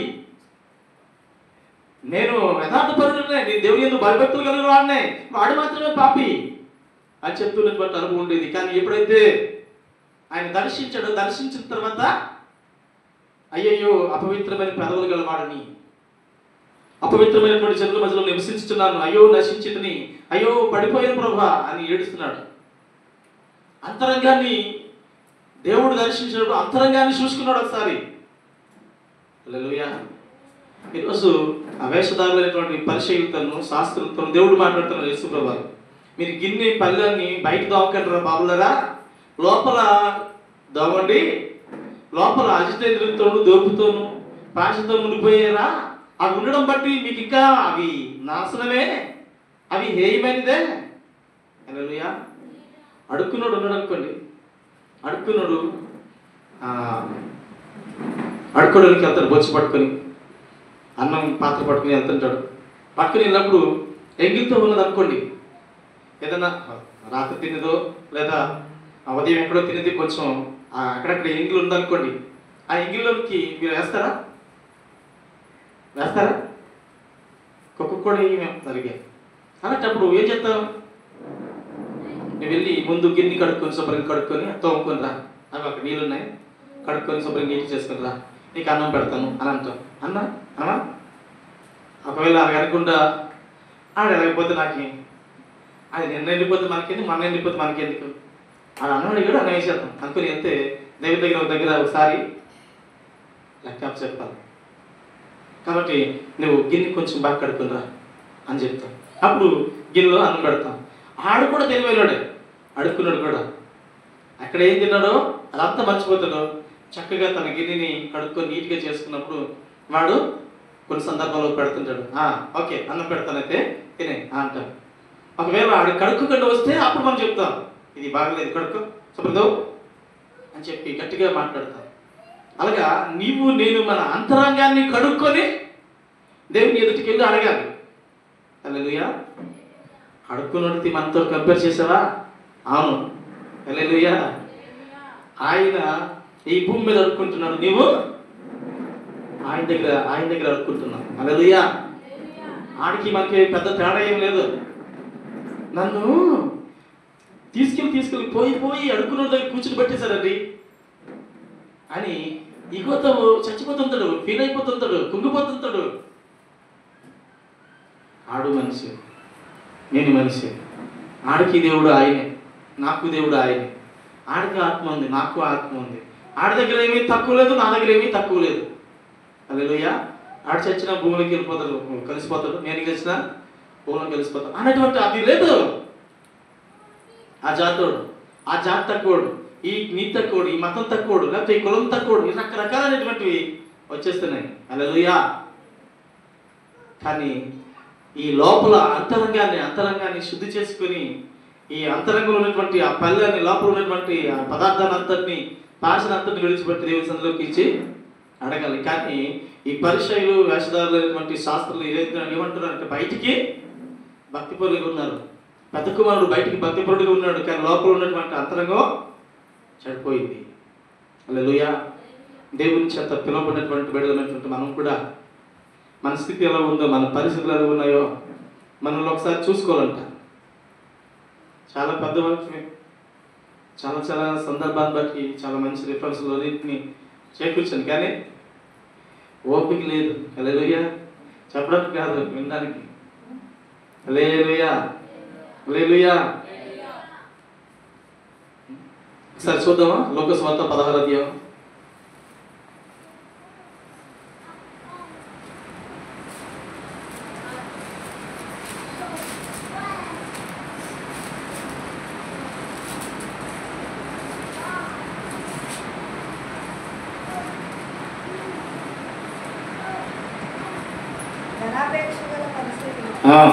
ఈ మాటలన్నీ విని 19అమ్మా. అతడు ఉదారంగ బట్టలను సన్నపు నార బట్టలను ధరించుకొని ప్రతిదినము బహుగా సుఖపడుచున్నవాడు. లాజరును ఒక దరిద్రుడుండెను. వాడు పురుగులతో నిండిన వాడై ధనవంతుని ఇంటి వాకిట పడి ఉండి అతని బల మీద నుండి పడు రొట్టె ముక్కలతో చాలు 19 వచ్చింది చదువుతాము. ధనవంతుడు అతడు ఉదారంగ బట్టను సన్నపు నార వస్త్రము ధరించుకొని ప్రతిదినము బహుగా సుఖపడుచుండేవాడు. ఈ సుఖపడుచుండడంలో తప్పలేదు, ధనవంతుడుగా ఉండడం తప్పలేదు, బట్టలు వేసుకోవడంలో తప్పలేదు. తను ఏం చేయలేదు, తన సహోదరుడి పట్ల మనిషి పట్ల మనిషిని పురుగుగా చూశాడు. ఆ దరిద్రుడైన లాజరుని పురుగుగా చూశాడు. కుక్కను కట్టలేదట. కుక్క నాకుతుంటే బ్లేడ్లో లాగుతుంటే అమ్మ అమ్మ అని చెప్పినటువంటి అనుభవం వస్తుంది. కానీ అయినా కానీ వీడికి కనికరం లేదు, వీడికి ప్రేమ లేదు. ఈ వేషధారులైనటువంటి పరిశీలు కూడా అదే చెప్తారు, కనికరం, ప్రేమ, విశ్వాసాన్ని మీరు విడిచిపెట్టేశారు. అట్లని కొన్నింటిని పాటించారు, కొన్నింటిని పాటించలేరు. మీరు అన్ని సబ్జెక్టులు పాస్ అయ్యారు, కానీ ఒక సబ్జెక్టులో ఫెయిల్ అయిపోయారు. నీకు ఒకటి కొద్దుగా ఉందని సంఘానికి తెలియజేస్తున్నాడు దేవుడు. హల్లెలూయా. అన్నింటిలో బాగానే ఉన్నా కానీ నీకు ఒకటి కొద్దుగా ఉంది, నువ్వు మొదటి ప్రేమను కోల్పోతుంది. హల్లెలూయా. కాబట్టి దేవుని బిడ్డలు మనం సమతుల్యతలోనికి ఎదగాలి, సమతుల్యతలోనికి ఎదగాలి. చూడండి కీర్తన గ్రంథం 37.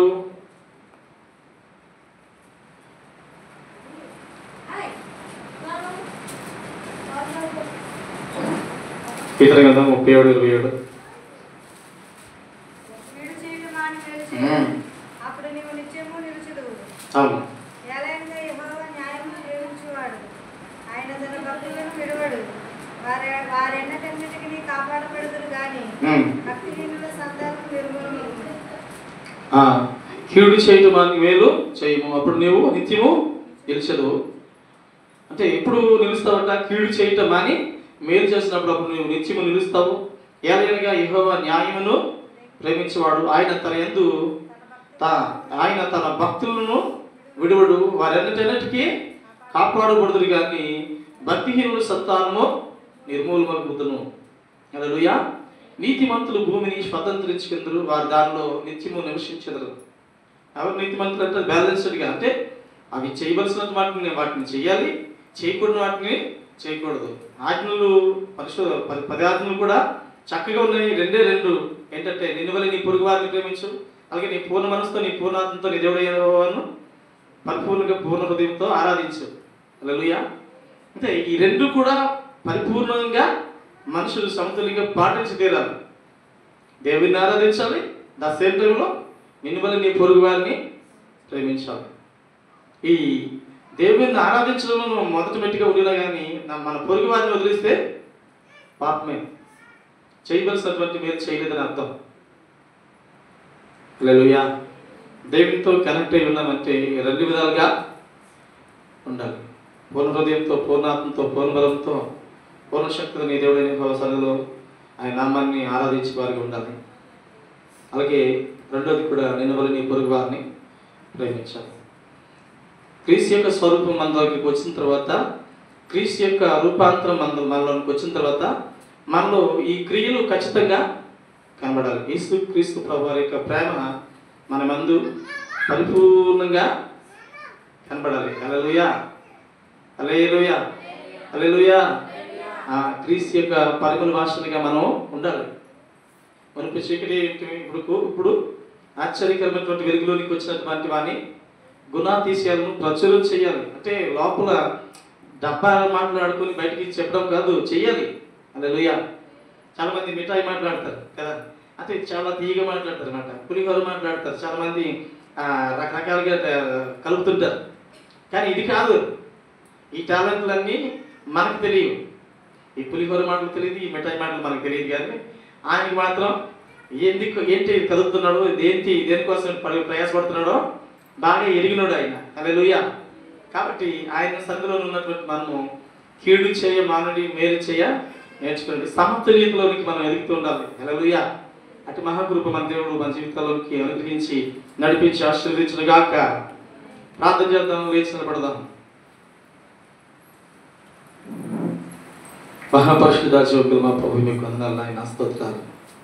ఇంతవరకు నాతో మాతో ప్రభా తండ్రి నాయన ఎలా ఉండకూడదో అలా ఉన్నట్లో మేము ఉండినా కానీ ఎలా ఉండాలో అది ఉండకుండా ఉన్నటువంటి అనుభవాన్ని బట్టి నాయన మా మీద తప్పు ఒకటి మాపువలసింది అన్నట్టుగా మాట్లాడుతున్నటువంటి నీ మాటను బట్టి మీకు వందనాలు తండ్రి. చేయవలసినటువంటి నాయన మంచిని చేయకుండా చేయకూడనటువంటి చెడు వైపు నాయన చెడు చేస్తున్నటువంటి అనుభవం ఉన్నాము తండ్రి. మా అపరాధమును, మా దోషమును ప్రభా మా ఎదుట తేటగా ఉంచావు. పెద్ద కుమారుని చూసినప్పుడు ప్రభా మొదట ప్రభా తన ప్రారంభంలో చక్కగా ఉన్నాడు.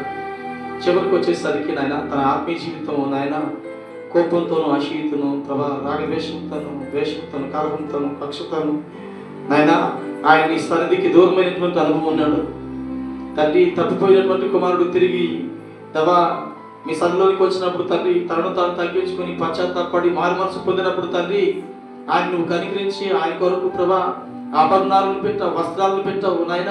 ఆయనకి చెప్పులు ఇచ్చావు, ఆయనకు గొప్పగా విధి చేసావు. తప్పిపోయి తిరిగి దొరికినటువంటి కుమారుడు పట్ల మీ కృప చూపించావు నాయన. నేను నీతోనే ఉన్నానని మోసపోయేటువంటి వాడిగా ఉన్నటువంటి పెద్ద కుమారుడి హృదయంలో ఉన్నటువంటి క్రూరత్వాన్ని తండ్రి తాను ఎరగలేనటువంటి స్థితిని బట్టి తండ్రి నీ సన్నిధిలో ప్రభా తృణీకరింపబడినటువంటి అనుభవం ఆయన. స్తోత్రాలు ప్రభా. ఈరోజు కూడా నాయన నేను మీ యందు భయభక్తి కలిగి ఉన్నామని శాస్త్రులు చెప్తున్నారు, పరిశీలు చెప్తున్నారు, ధర్మశాస్త్రోపదేశకులు చెప్తున్నారు. అయ్యో వేషధారులారా అని చెప్తున్నారు ప్రభా. మీకు వందనాలు నాయన. వారి యొక్క స్థితి ప్రభా తండ్రి నాయన బయట పళ్ళను దోముకున్న వారుగా ఉన్నారు కానీ లోపల అంతరంగాన్ని దోమలేదనేటువంటి వారుగా ఉన్నారని తండ్రి. అజితేంద్రంతోనూ దోపుతోనూ నింపబడిన వారుగా ఉన్నారని ప్రభా మీ మాటలు సెలవిస్తున్నారు ప్రభా. మీకు వందనాలు ప్రభా. మేమును ప్రభా బయటికి భక్తి పనులుగాను, పేరుకు మాత్రము నీ బిడ్డలుగాను తండ్రి లోపల అంతరంగము చెడిపోయిన వారిగా ఉన్నామేమో నాయన. మాతో మాట్లాడుచుండగా మా అంతరంగాలలో ఉన్నటువంటి ప్రతి చేతును విడిచిపెట్టి, ప్రతి కీడుని విడిచిపెట్టి, ప్రతి అపాయకరమైనటువంటి అవిధేయకరమైనటువంటి వాటిని విడిచిపెట్టి నన్ను వల్లే నా పొరుగు వారిని నన్ను ప్రేమించడానికి నాయన, ఇతరులను ప్రేమించడానికి నాయన, బీదలకు సహాయం చేసేవాడు యెహోవాకు అప్పించినాడని, బీదలకు కనికరించేవాడు యెహోవాకు అప్పించినాడని సెలవించినట్టుగా తండ్రి నాయన ఇతరుల పట్ల మేలు నేర్చుకోమన్నావు నాయన. మీకు వందనాలు ప్రభా. ఆయన ఎల్లప్పుడూ ప్రభా మాకు ముందు ఉంచబడినటువంటి యాత్రలో, మా జీవన యాత్రలో, మా విశ్వాస యాత్రలో తండ్రి మా పోరాట పందిపు రంగంలో ప్రభా ఎల్లప్పుడూ ప్రభా సమతుల్యతని కలిగి నాయన ఏది చేయకూడదు అది చేయకుండా, ఏది చేయాలో అది చేసుకుంటూ తండ్రి నేను కలిగి జీవిస్తూ నీ నామాన్ని కనిపించే కృపదనిత భాగ్యం నాకు నిండాలుగా గ్రహించిన ఆయన. స్తోత్రాలు. యోనాను చూసినప్పుడు యోనా అవిధేయపరుడుగా ప్రభా నీ మాట వినకుండా తర్షీషుకి వెళ్ళిపోతున్నటువంటి అనుభవం. ఇదిగో ప్రభా పౌలు గారు ప్రభా దమస్కులో పట్టణస్తులను చంపడానికి వెళ్తున్నటువంటి అనుభవం తండ్రి. పౌలు గారు ప్రభా నాయన పట్టబడినప్పుడు ప్రభా ఆయన మార్చబడి చావైతే మేలు బ్రతుకుట క్రీస్తు అనేటువంటి రూపాంతరంలో చెందినటువంటి అనుభవం తండ్రి. పౌలు గారి యొక్క నీడ తగిలితే తండ్రి రోగులు బాగుపడ్డారు. పౌలు గారు వస్త్రపు చెంగు ముడితే తాను స్వస్థపరచబడ్డారు. అంత గొప్ప స్థితిని ప్రభు వారి వల్ల పొందుకున్నారు ప్రభా. మొదట తండ్రి హానికరుడు, దూషణుడు, పాపుల్లో ప్రధానుడైనటువంటి వాడు ప్రభా మారు మనసు పొందిన తర్వాత, పశ్చాత్తాపం పొందిన తర్వాత, రూపాంతరం చెందిన తర్వాత తన క్రియలు మారిపోయాయి నాయన. పట్టుబడినటువంటి చక్కయ్య ప్రభా తండ్రి తన స్థితి నాయన వెరిగిన తర్వాత తన స్థితి మారిపోయింది నాయన. తన అన్యాయస్తులను, జాతచరులను, అవినీతి పరుడిగా ఉన్నటువంటి ఆయన, పాపిష్టి వాడిగా ఉన్నటువంటి ఆయన తండ్రి నువ్వు అడుగు పట్టడాన్ని బట్టి ప్రభా జక్క ఇల్లు ప్రభా ఆశీర్వదించబడింది ప్రభా. జక్కయ్య ఇల్లు మారిపోయింది ప్రభా. జక్కయ్య అబ్రహాము కుమారుడుగా మీరే సాక్ష్యం ఇస్తున్నారు ప్రభా. ఇదిగో ప్రభా తండ్రి నాయన పెద్ద కుమారుడు అయినటువంటి ముసుగులో ఉండి నాయన ఆ ముసుగులో ఉండి ప్రభా మేము తండ్రితోనే నడుస్తున్నాము, తండ్రితోనే నివాసం చేస్తున్నాము. తండ్రికి మాకు ఏది మరుగు లేదని చెప్పి అనుకుంటూ ఒక దినాన్న పెద్ద కుమారుడు యొక్క మనసు మారినట్టుగా, పెద్ద కుమారుడు యొక్క హృదయంలో ముగింపులోకి వచ్చేసరికి తన హృదయంలో ఉన్నటువంటి కల్మషాన్ని బయటపెట్టినట్టుగా ఆ కల్మషము ప్రభా తండ్రి క్రూరమైనదిగాను, తండ్రి నీ ఎదుట అవిధేయకరమైనదిగాను ఉన్నప్పుడు తండ్రి చిన్న కుమారుడు అంగీకరింపబడుతున్నట్టుగా పెద్ద కుమారుడు అంగీకరింపబడలేకపోతున్నాడు. తండ్రి ఈరోజు దినాన్న ప్రభా మేము కూడా ప్రభా మోసపోకుండా మేమేమై ఉన్నామో, మా స్థితి ఏమై ఉందో మమ్మల్ని మేము పరిశీలించుకుంటూ తండ్రి నిన్ను ప్రేమించేవారిగా, నేను ఆరాధించేవారిగా ఉంటూ అసలు టైంలో నాయన ఇతరులను ప్రేమించగలిగినటువంటి అనుభవంలో కనిపించబడుతుంది. మీ నామాన్ని కనపరుస్తూ భూమి మీద నీ కొరకు సాధనగా ఉండేటువంటి గొప్ప ధన్యత భాగ్యం నిండారుగా పొందుకుని ఉండేటువంటి కృప చూపించి మేల్చే మహిమగినటువంటి యేసుక్రీస్తు నామం పేరిట ప్రార్థించి అడిగి పొందుకుంటున్నాం మా ప్రభు తండ్రి. ఆమేన్.